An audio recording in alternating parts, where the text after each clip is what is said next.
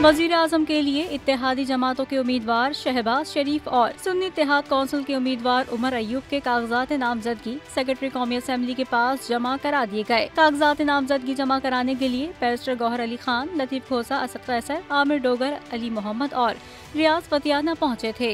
कागजात नामजदगी जमा कराने के बाद मीडिया से गुफ्तगू में उमर अयूब ने वजारत उज़्मा के लिए मुंतखब करने पर बानी PTI से इजहार तशक्कुर किया। उमर अयूब ने दावा किया कि PTI को मुल्क में 3 करोड़ वोट पड़े और वो 180 सीटें जीती, लेकिन धांधली करके हराया गया। असद कैसर का कहना था कि ये हुकूमत जाली है जिसे हम नहीं मानते, धांधली के खिलाफ वो अवाम में जाएंगे। असद कैसर ने वाज़ेह किया कि हम दीगर सियासी जमातें जिन्हें इलेक्शन पर एतराज़ात हैं उन्हें इकट्ठा कर रहे हैं।